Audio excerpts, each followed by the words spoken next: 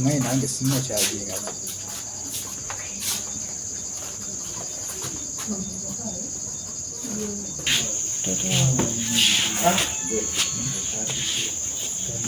kati oyo kamugira ako nti baali basaze okusaanyawo famire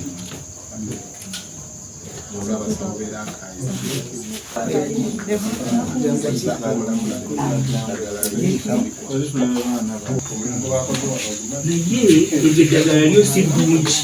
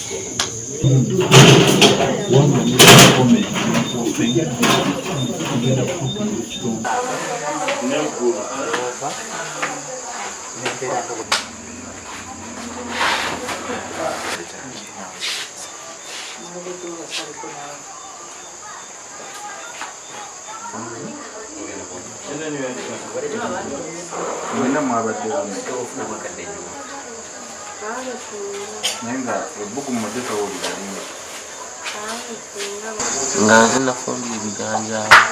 netukkiririrako ku mugga okusena amazzi okudda tosange nebifuuse bya kiragala okubuuza bannange nga naye nebifuuse kiragala ne baŋŋamba kisolo bye twataddemu yabifuusiza kiragala nange sakyolanga nsonga nenkivaako netuula netuwulira nga akamwa katasooka okubabuka twamala katasooka okubabuka netwebaka twalikirawo kalako katono bwetwebaka netutandika okusesema ssaawa nga nnyo mu nnyumba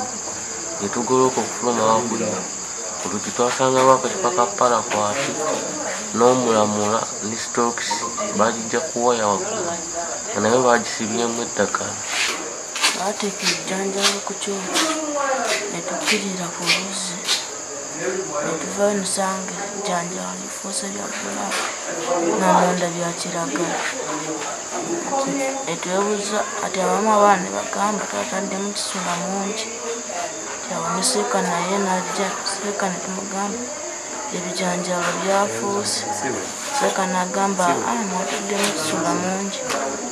kati awo n'agamba mugende mufumbe mwataddemu kisula mungi netubifumba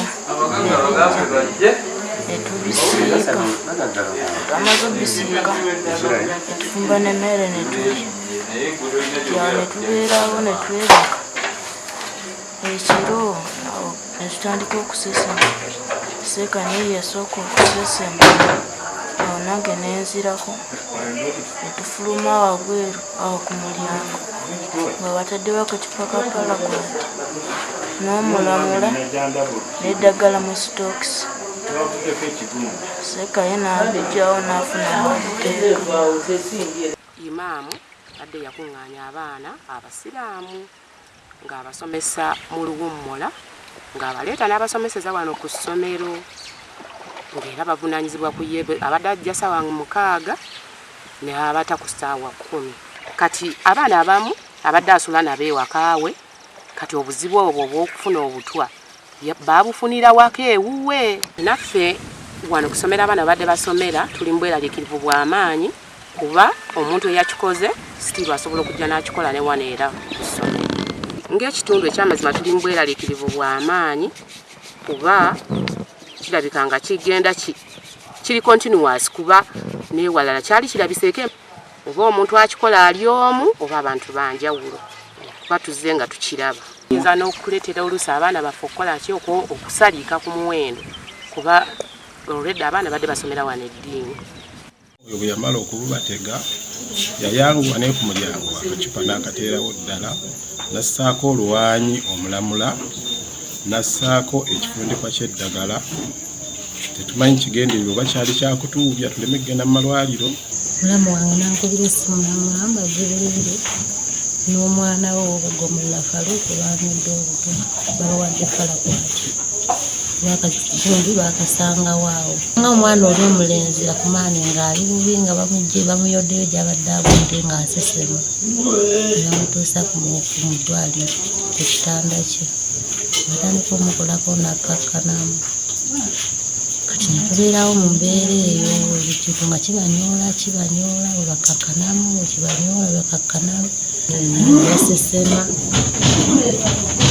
n'asesema Haji yasesema nnyo naye ng'asesema ebintu situbitegeera. Abaana kale embeera gye balimu bo tetunnabeera bakyali bagonvu naddala kati ng'olwo kujjako bo bali mazima kuba tusoose ntukuba ku ssimu ya Sheeka nga tagikwata ne tuddamu ne tukuba ku ya muganda we kubanga genda n'abalwadde naye nga tagikwata tekutuusa era tuzeemu ne tukuba ku ya Sheeka n'agikwata naye nga bo batugambye tebalina bakuba bulungi. Ab'e Kampala ate bo bali mu mbeera mbiko okusinga kuba twogeddeko ne mwalimu eri asomesa abaana kuba bo bamwongerayo naye ng'ate embeera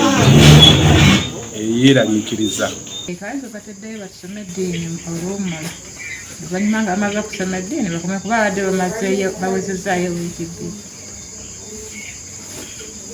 naye nga ffe situyinza kumanya nti obaani